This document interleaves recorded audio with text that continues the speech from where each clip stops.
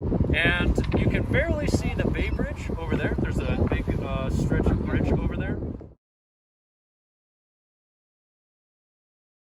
Behind those masts over there, you see that big stretch? That's the Richmond Bridge. Now, the reason why I'm pointing out bridges is that it was a big deal when the bridges were built in the Bay Area. It was an astonishing feat because the Golden Gate, that's not what the Golden Gate Bridge is named after. The Golden Gate is actually the stretch of land between San Francisco and Marin. Did you guys drive on the Golden Gate Bridge? Yeah.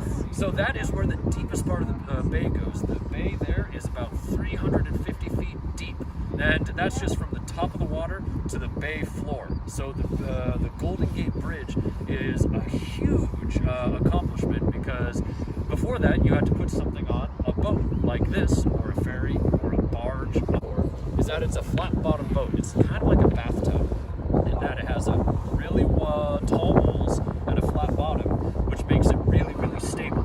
Now, this boat is meant to hold people because you guys saw downstairs it's all swanky with the seating and people can have drinks and relax. Yeah, pillows. This is designed to relax. If this was a working boat, this space would not be here.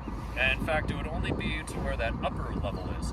And so the schooners would go up river to Petaluma carrying cargo like bricks, lumber, eggshells, oysters, probably not horses.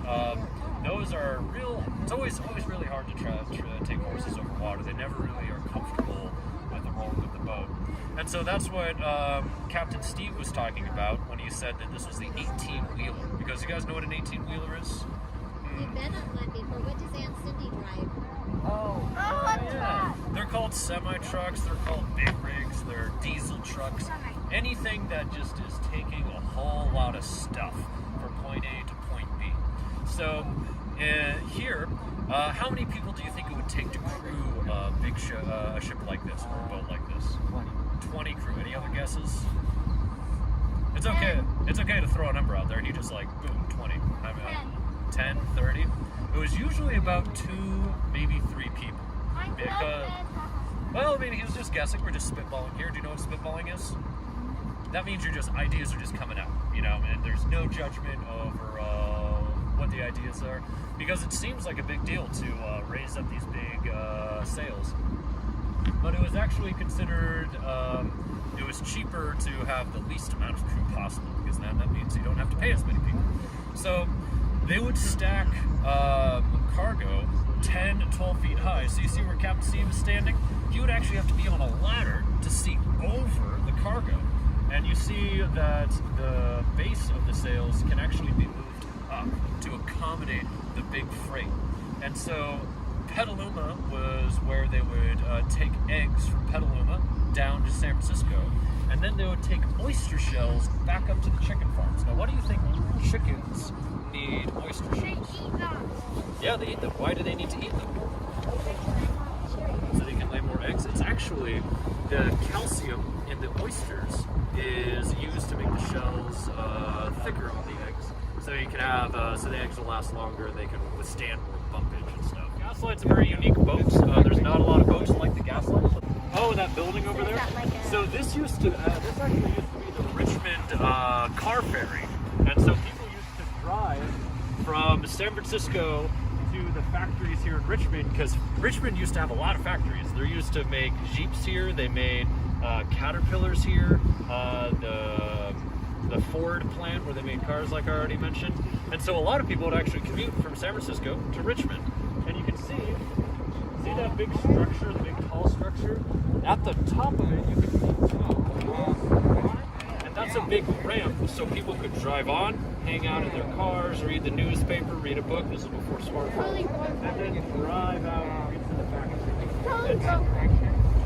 Well, it's just they stopped the bridges actually really solved a lot of problems, because why do you need to drive on a boat when you can drive on a bridge?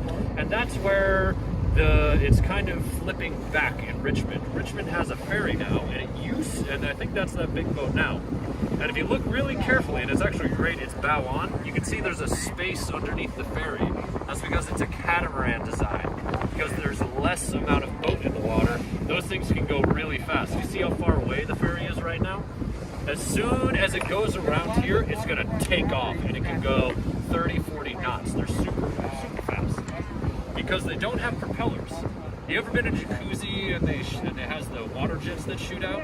Yeah, so there's basically big jacuzzi jets and it just shoots water. So there's no propellers to turn. You can actually use that technique to make a kind of hoverboard, and then if you're in the water and you're attached to a barge, you sweep the water from that is put through a hose and then through two things on the bottom, and that shoots you up and you're basically hovering above the water. You've never seen that.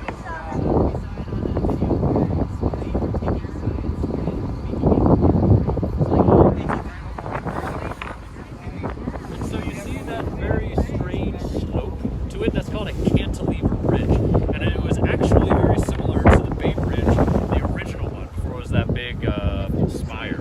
And then it's really hard to see it. You kind of have to stare into the sun, so I always like to put a hand over the sun, because even though you're wearing sunglasses, it doesn't.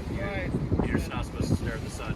So you can see a big outline of Mount Tam, or Mount Tamalpais, and that's the biggest mountain in North Bay.